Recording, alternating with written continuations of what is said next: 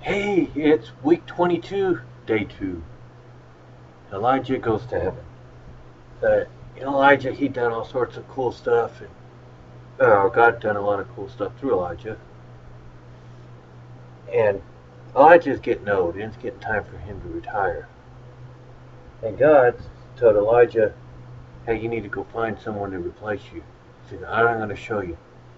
So Elijah's walking down the road one day, and he sees Elisha. And he thinks, let's confuse everybody and choose Elisha. Uh, no, he didn't think that. He's like, God told him, Elisha's your replacement.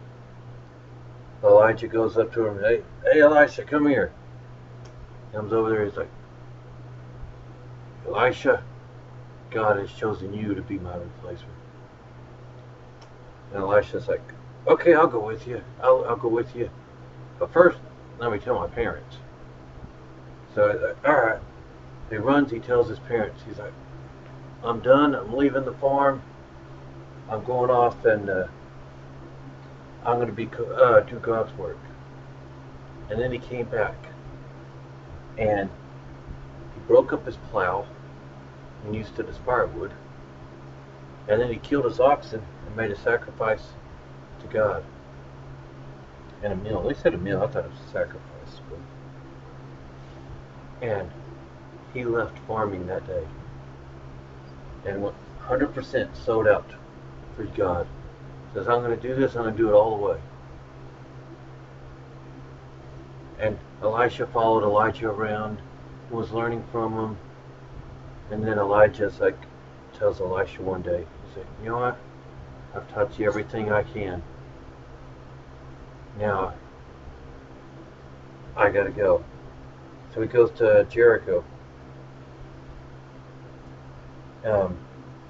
While he's there, the prophets in Jericho tell Elisha, hey Elisha, you know today that Elijah is going to be taken from you. He's like, yeah, I know.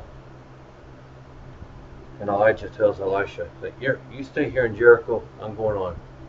And Elisha's like, no, I'm not. So they go on to the Jordan. And Elijah says, all right, you stay here. And Elisha's like, no, I'm going with you. And Elijah fell in. Where did he do the double portion? And then Elijah took his mantle, his coat, and he smote the Jordan River with it. Just hit it. And the river zoop, and split in two. And they walked across on dry ground. And they get over there, and Elijah finds that spot, and Elijah's like, all right, this is it. Like, you can go now. You've seen me to the end. Elisha's, no, I'm not leaving you. Elijah's finally, all right, Elijah, you stuck with me all this way. What do you want? And Elisha said, well, what I want a double portion of what you got, of your power. And Elijah's like, you've asked a hard thing. However, yes, there's always a however. However, he says, if you see me taken away, then it'll be granted to you. And Elisha's like, okay.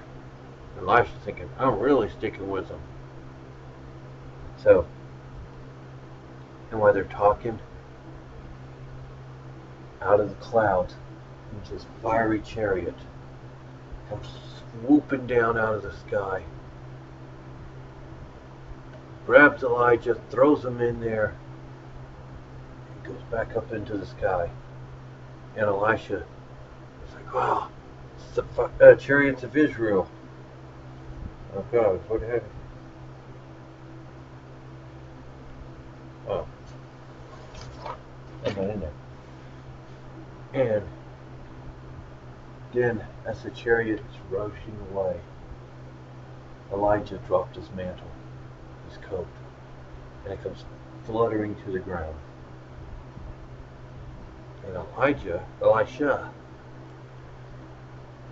comes, picks up the mantle, and he's like, Well, let's see. Did God give me the power of Elijah, of the double power? He walks over to the Jordan River, grabs that mantle, smacks the river, and the river split. And he walked through. And as we'll find out, Elisha did twice as many miracles. It's recorded as doing twice as many miracles as Elijah. So he did get his blessing that he asked for. Let's see, what are we supposed to learn today? That's an interesting lesson. Let's see. We should learn that if we go and become Christians, we go and say we're going to follow Jesus, that we should go all the way. Sold out. Don't hold anything back. Don't go, well, you know what? I'm going to follow him on Sundays. I'll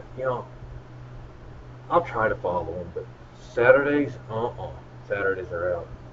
No, we should be 100% sold out for Jesus, right? Okay?